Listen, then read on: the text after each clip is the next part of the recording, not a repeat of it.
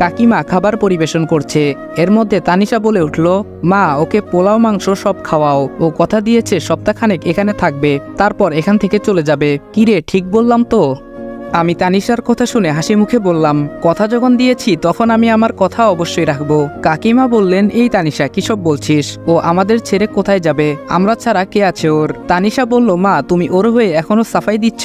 বুঝতে পারছো না কেন ওকে আমাদের বাড়ি ছাড়তে বলছি? কাকিমা বলল, কেন? তানিশা বলল, কারণ আজকাল ওকে দেখে আমার কেমন জানি ভয় হয়, যদি আমার দিকেই কুনজরে তাকায় তখন। তাছাড়া ও তো আর আমাদের রক্তের কেউ না, আর সবচেয়ে বড় কথা হচ্ছে ও তো একটা চরিত্রহীন ব্যক্তিরা পশুর সমান হয়, তারা কাউকে ছেড়ে কথা বলে না। আমিও তো মাঝে মধ্যে বাসায় একাই থাকি, সেটার সুযোগ যদি ও নিয়ে ফেলে তখন আমার কি হবে? তানিশা কথা শেষ করতেই কাকিমা ঠাস করে তানিশার গালে একটা থাপ্পড় মেরে বলতে লাগলো, ছি তানিশা কিসব বলছিস? ও তোর ভাই হয়, যদিও তোরা সমবয়সী, তারপরেও ও তোকে ছোট বোনের মতো স্নেহ করে, আর তুই কিনা এসব উল্টাপাল্টা কথা বলছিস। তানিশা বলল, হ্যাঁ আমি ঠিকই বলছি, ও যদি আমাদের বাসায় থাকে তাহলে আমি নানুর বাসায় চলে যাব, এটাই ফাইনাল কথা। তানিশার কথা শুনে বুকের বাঁ পাশে কেউ যেন ধারালো ছুরি দিয়ে অবিরাম আঘাত করেই চলেছে, এমন অনুভব হতে লাগলো। সমবয়সী হওয়ার পরও যাকে ছোট বোনের মতো দেখে আসলাম, আজ সে আমাকে এসব নোংরা কথা বলছে। নিজেকে আর সামলাতে পারলাম না, কান্না করেই তানিশার উদ্দেশ্যে বললাম, ছোট থেকেই জেনে আসছি তোর বাবা মা আমার আপন কাকা কাকিমা, সেই সঙ্গে তোকেও আমার নিজের বোন ভেবেছিলাম। একটা দুর্ঘটনার কারণে নিজের আসল পরিচয়টা বুঝতে পারলাম, কিন্তু তুই আজ যে কথাগুলো বললি, একথা বলার আগে যদি এক গ্লাস পানির সঙ্গে বিষ মিশিয়ে এনে বলতি তাহলে আমি নিঃসন্দেহে সেটা খেয়ে ফেলতাম, সেটাতে আমার বিন্দুমাত্র কষ্ট হতো না। কিন্তু আজ যেটা বললি সেটা আমি কোনোদিন ভুলবো না। আর হ্যাঁ, যদি কোনো কালে কোনো জায়গায় দেখা হয় তবে আমার সঙ্গে কথা বলতে আসিস না, 2টা দিন সময় দে, কলেজ থেকে টিসি নিয়ে একেবারে চলে যাব। এই বলে খাবার খাওয়া বাদ দিয়ে রুমে চলে আসলাম, আর ভাবতে লাগলাম, না এভাবে আর থাকা আমার পক্ষে সম্ভব না। তাছাড়া তানিশার বাবা মা আমাকে যতটুকু আদর যত্নে বড় করেছে এতেই অনেক, তাদের ঋণ আমি কোনোদিন শোধ করতে পারবো না। আমি বরং অন্য কোথাও চলে যাব, এই শহর ছেড়ে অন্য কোনো শহরে চলে যাব। তার আগে স্যারের কাছে রিকোয়েস্ট করে যেভাবেই হোক টিসিটা আমাকে নিতেই হবে। পরের দিন কলেজে গিয়ে লক্ষ্য করলাম 2টা বাস কলেজের মাঠে, কিছুই বুঝতে পারলাম না। তারপর ক্লাসে বসতেই লক্ষ্য করলাম তানিশা আর রিদিতা অনেক হাসাহাসি করছে, কিন্তু আমাকে দেখেই তারা চুপ হয়ে গেল।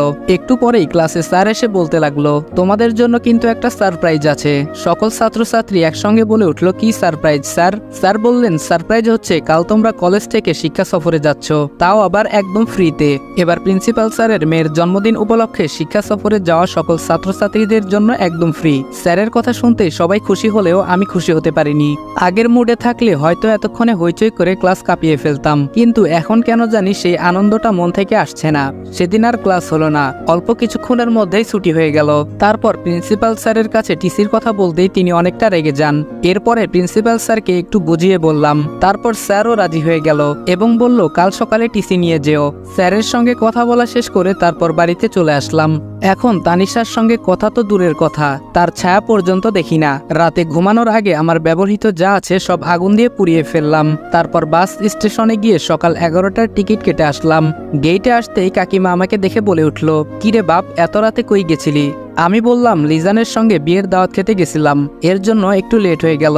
কাকিমা আমার পকেটে কিছু টাকা গুঁজে দিয়ে বলল, এই 2000 টাকা রাখ, কাল আবার তোদের কলেজ থেকে নাকি শিক্ষা সফরে যেতে হবে। তানিশাও টাকা নিয়েছে, এখন তোরটা নে। কাকিমার কাণ্ড দেখে চোখের কোণে পানি জমে গেল। আমার বিশ্বাস করতেই কষ্ট হচ্ছে যে এরা কেউ আমার রক্তের না।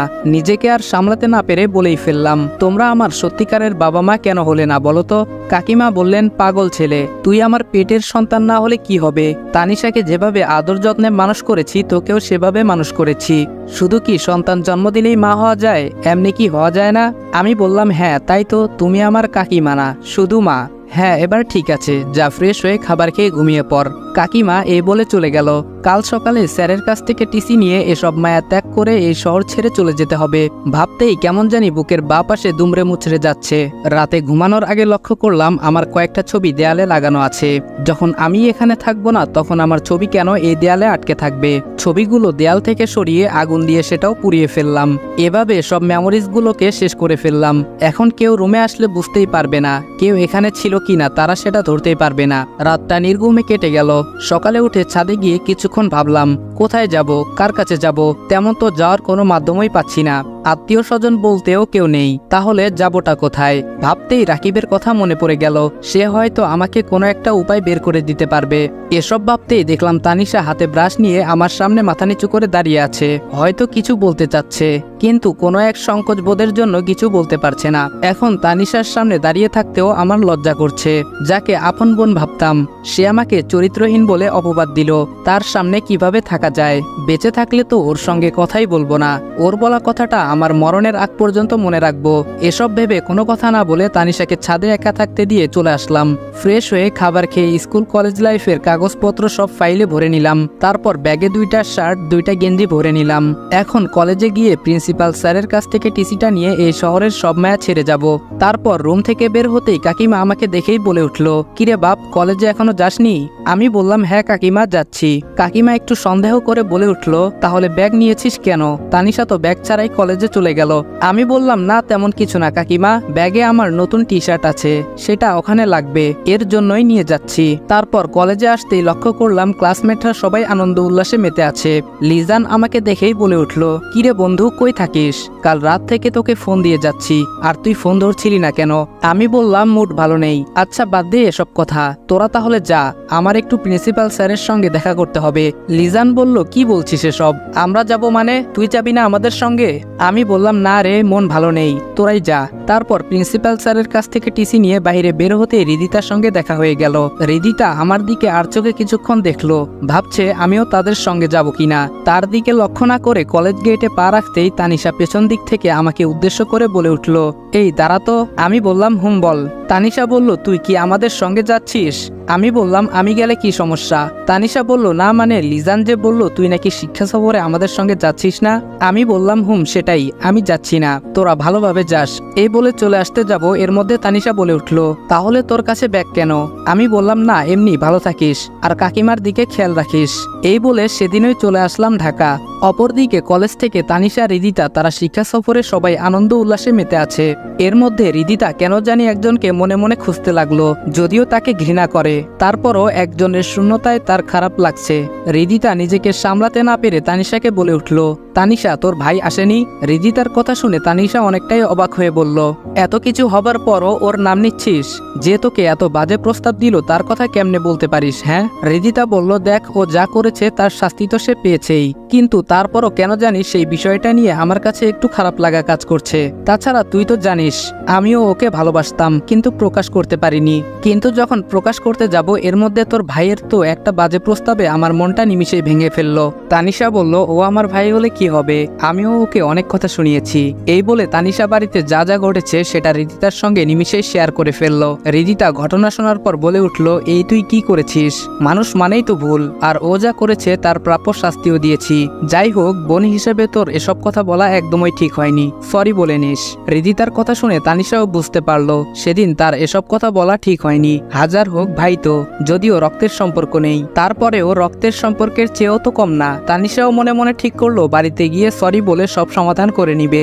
গজনী অবকাশে গিয়ে বাস থামলো, বাস থেকে সবাই নামলো। হৃদিতার কেন জানি মন থেকে আনন্দের অনুভূতিটা আসছে না। যতই হোক, একটা মেয়ের পিছনে যদি কোনো ছেলে 2 বছর শুধু প্রেম নিবেদন করেই যায়, সে মেয়ে যতই পাথর হোক না কেন সেই ছেলেটার প্রতি কিছুটা হলেও আবেগ কাজ করবে। সেদিক থেকে হৃদিতাও ব্যতিক্রম নয়। তানিশা বলল, এই হৃদিতা, কি ভাবছিস?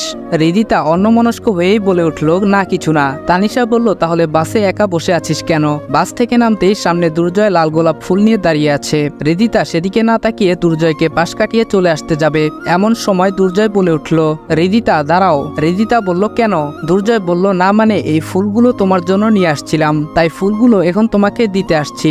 হৃদিতা কিছুটা রেগে বলল, সরি, আমি কারো ফুল নিতে পারবো না। তানিশা বলল, এই হৃদিতা চল তো, এসব ফালতু কথা না শোনাই ভালো। দুর্জয় বলল, নিজের ভাইয়ের বেলা তো খুব সুপারিশ করতে পারো, এখন আমার হয়ে হৃদিতাকে একটু বোঝাও না, এসব ফালতু কথা না শোনাই ভালো। এই বলে যে হৃদিতাকে নিয়ে তানিশা চলে আসতে যাবে, এর মধ্যে দুর্জয় হৃদিতার হাত চেপে ধরে বলে উঠল, আজ হৃদিতাকে এই ফুলগুলো নিতেই হবে, নয়তো তার ফল ভালো হবে না। হৃদিতা বলল, দুর্জয় কি করছো? আমার হাত ছেড়ে দাও, নয়তো লোকজন ডাকতে বাধ্য হব। তানিশা বলল, দুর্জয় প্লিজ, হৃদিতা রিদিতার হাত ছেড়ে দাও। দুর্জয় ডেবিল মার্কা হাসি দিয়ে বলল, অনেক অবহেলা সহ্য করেছি, আর না, আজ রিদিতাকে বলতে হবে আমাকে ভালোবাসে কিনা, যে কারণে রনিকে তোমার জীবন থেকে দূর করেছি। এখন তো তোমার মনে রনির জন্য কোনো অনুভূতি শিহরণ জেগে নেই। হুট করে দুর্জয় এসব কথা বলবে সেটা রিদিতা কখনো কল্পনাও করতে পারেনি। রিদিতার সঙ্গে তানিশাও অবাক হয়ে বলল, তার মানে এসব তোর সাজানো নাটক ছিল?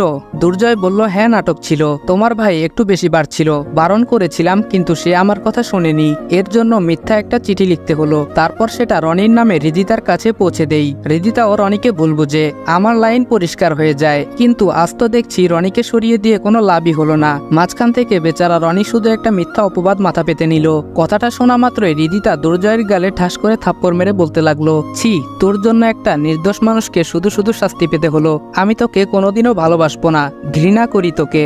আমাকে যখন ভালোই বাসবি না তাহলে তোকে সেই ব্যবস্থা করছি দাঁড়া। দুর্জয় এই বলে যখন রিদিতার দিকে কুমন্ত্রণা নিয়ে এগিয়ে যেতে লাগলো, ঠিক তখনই তানিশা বলে উঠল, দুর্জয় ভালোই ভালোই রিদিতাকে ছেড়ে দে, নয়তো কিন্তু এই পাথর দিয়ে তোর মাথা ফাটিয়ে ফেলবো। দুর্জয় বলল, কি তুই আমার মাথা ফাটাবি? দাঁড়া, আগে তোকেই দেখে নিচ্ছি।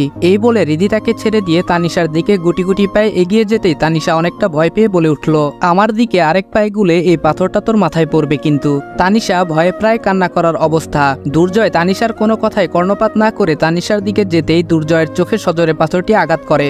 সাথে সাথেই দুর্জয় চোখ ধরে মাটিতে বসে পড়ে। এই সুযোগে তানিশা রিদিতাকে সাথে নিয়ে সেখান থেকে পালিয়ে যায়। তারা দ্রুত প্রিন্সিপাল স্যারের কাছে গিয়ে দুর্জয়ের নামে নালিশ করে। ফলে প্রিন্সিপাল স্যারও দুর্জয়ের নামে আইনগত ব্যবস্থা গ্রহণ করেন। সেদিন রিদিতা কিংবা তানিশা তাদের দুজনের একজনও শিক্ষা সফরের কোনো আনন্দ উল্লাস করতে পারেনি। তাদের দুজনের ভুল ভেঙেছে। রিদিতা তো কান্না করে তানিশাকে বলে ফেলল, তানিশা বিশ্বাস কর, আমি সত্যি এসব জানতাম না, জানলে কখনো তোর ভাইয়ের সঙ্গে এমনটা করতাম না। তানিশা বলল, এখন এসব বলে কি হবে, আমিও তো তোর পক্ষ নিয়ে আমার ভাইকে অনেক অপমান করেছি। বোন হয়ে যে কথাগুলো ভাইকে বলা যায় না সেগুলোও বলেছি। রিদিতা বলল, তানিশা তুই কি পারবি না তোর ভাইকে একটু বোঝাতে? তানিশা বলল, কি বোঝাবো বল, ওই দিন যে কথাগুলো বলেছি এরপর থেকে আমার সঙ্গে কথাই বলে না। আগে তো ওর জ্বালায় বাড়িতে শান্তি মতো বসতেই পারতাম না, কোনো না কোনো বিষয় নিয়ে দুষ্টু মিষ্টি ঝগড়া লেগে যেত। কিন্তু ওই দিন এসব বলার পর আমার সঙ্গে কথা বলতে তো দূরের বিষয়, আমি যেখানে থাকি তার আশেপাশেই থাকে না। এখন তো আমারই খারাপ লাগছে, কোন মুখ নিয়ে তাকে সরি বলে সবকিছুর সমাধান করে নিব। রিদিতা বলল, আচ্ছা আমার সঙ্গে কি তোর ভাইকে বাড়িতে গিয়ে একটু দেখা করিয়ে দিতে পারবি? তানিশা বলল, আমার মনে হয় না তোর সঙ্গে দেখা করবে, তাছাড়া আমি তো ওকে ছোট থেকেই চিনি, ও যদি একবার কাউকে মন থেকে বের করে দেয় তাকে আর কখনো আপন করে না। তানিশার হাত জড়িয়ে ধরে রিদিতা কান্না করতে করতে বলে উঠল, যেভাবেই হোক তুই একটু তোর ভাইকে ম্যানেজ কর, নয়তো অনুতপ্তের আগুনে জ্বলে পুড়ে শেষ হয়ে যাব। রিদিতার এমন অবস্থা দেখে তানিশা বলে উঠল, থাক আর কান্না করতে হবে না, আমি তোকে আমার ভাইয়ের বউ বানিয়ে নিয়ে যাব। কি যাবি না আমার ভাইয়ের বউ হয়ে? রিদিতা লজ্জায় লাল হয়ে বলল, ধুর কি বলিস? তানিশা হেসে বলল, আমার বান্ধবী তো দেখছি লজ্জায় লাল হয়ে গেছে, তাহলে তো তোদের সেটিংটা তাড়াতাড়ি করতে হয়। তানিশা রিদিতাকে এসব বললেও কেন জানি তারও অনেক খারাপ লাগা কাজ করছে।